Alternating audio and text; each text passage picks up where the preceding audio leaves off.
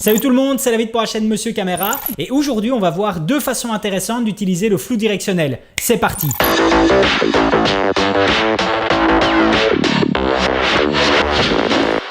Voilà, on se retrouve sur Premiere et on va commencer par le plus simple, ça va être justement d'utiliser le flou directionnel sur une animation titre. Donc à chaque fois en fin de vidéo, j'ai justement le suivez-moi sur Instagram qui apparaît et je lui fais faire une petite animation. Donc en fait le suivez-moi sur Instagram, c'est tout simplement quelque chose que j'ai édité dans Photoshop et que j'ai exporté au format PNG. Donc je le mets ici directement en V2, par-dessus justement mon plan. Alors pour effectuer l'animation, il n'y a rien de bien compliqué. Je suis en début de lecture de mon fichier, je viens 5 images plus loin, j'effectue une coupe. Donc je me retrouve avec un nouveau fichier. Je le sélectionne tout en laissant ma tête de lecture à cet endroit-là.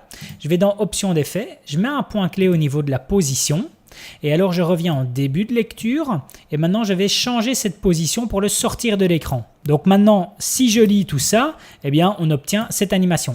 Voilà, mais on va la rendre un peu plus jolie, un peu plus esthétique. On va justement utiliser le flou directionnel. Donc je resélectionne cette coupe. Je vais appliquer, vous voyez ici, flou directionnel. Donc c'est dans Effet vidéo netteté. Je le sélectionne. Au niveau de la distance, je vais encoder 15. Après, ça c'est à vous de voir. Vous pouvez mettre plus si vous en avez envie.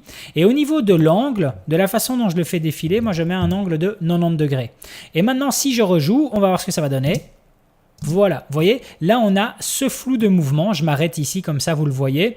Et alors, comme je disais, vous pouvez très bien augmenter la distance et vous allez augmenter justement ce flou. Maintenant, moi avec 15, j'estime que c'est suffisant. Et vous voyez l'angle qui est de 90 degrés. Si je viens à mettre 120 degrés par exemple, vous voyez l'angle change. Mais par rapport justement au mouvement que je fais faire au titre, 90 degrés est suffisant. Donc je refais. Et voilà comment j'obtiens justement cette petite animation du titre. Donc ça, c'était pour la première façon d'utiliser justement le flou directionnel. Et si jamais ça fonctionne aussi pour les logos. On va à présent regarder la deuxième manière d'utiliser un flou directionnel. Ça va être sur le plan juste ici. Donc je vais le lancer comme ça, vous voyez le plan. Donc c'est quelque chose qui a été tourné en 60 images secondes, mais qui a été justement ici transcodé à du 24 images secondes pour être conforme justement au projet. Je vais rapidement y effectuer un remappage temporel.